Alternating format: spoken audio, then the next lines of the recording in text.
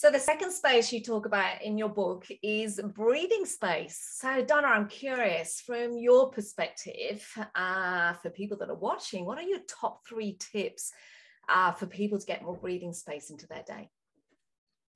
Okay, I'll try and keep it to 3. So the first one is disengage.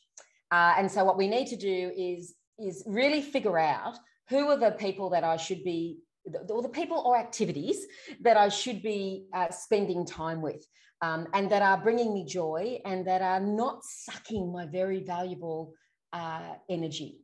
And so I've got to, it's useful to do a bit of an audit around who you know. Oh, it's who you know. Who do you know? Right? Who you know? Because you have a tool, don't you? You've got an audit around it. And I totally agree with you. These dream stealers, these energy vampires, that just suck you dry. I like to think of them as Harry Potter, dementors in Harry Potter. And it's like, they're taking your energy. Why would you do that?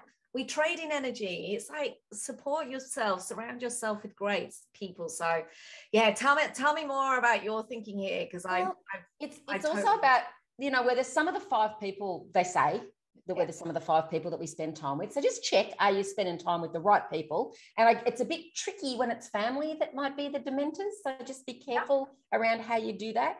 But the other thing I'd say, it's also activities. I had a client recently that said to me, I have to clean the house, and then I have to take the kids to soccer, and then I have to do this. And I said, wait a second. So you don't like taking the kids to soccer? Oh, no, I love it. I said, then we need to change your language around. So you can engage with that. That brings you joy, going and watching the kids play soccer. So you choose to do that. So, but tell me about the housework. Oh, I hate housework. I'm like, well, okay. Well, what if you just paid someone to do that? I know that sounds like a bit of privilege, but it's just like, how can you disengage from the things that you really don't like doing? And maybe, if I dip into a bit of working space, could we delegate some of the stuff? And so if maybe you didn't like taking the kids to sport, could you do a deal with a parent where you only do half of it? Like, how, instead of being grumpy and thinking, oh, I hate that and it brings me down, why not create some space for yourself by letting go of some of those tasks and letting go of the obligation, right? This feeling of obligation, which is really hard. So that would be disengage. The second thing I'd talk about is disconnect. And so disconnect is to some extent, it's about technology. So I know from personal experience, when I'm doing too much doom scrolling on particular apps, I can end up feeling horrible from that. And that space that I have wasted on strangers and people, on politics or whatever that I'm reading about, that I should have been using to more effect, to connect with things that bring me joy, right? So we disconnect to connect. So we disengage to engage, and we disconnect to connect. But the third thing is devote. Where do I want to devote my time?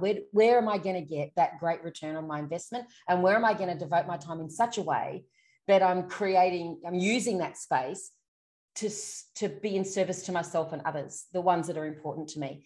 And so I cannot tell you how many people say to me, in fact, one story, beautiful story, where during the lockdowns and the work from home, one of my clients said to me, I used to think I was a really present dad.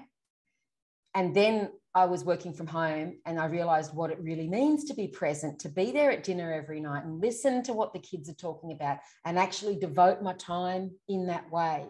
And so my experience and some of my clients' experiences is when you devote your time to the place where it actually serves you and gives you energy and is in service to others, it creates heaps of space, heaps of breathing space, because you're spending it where you want to.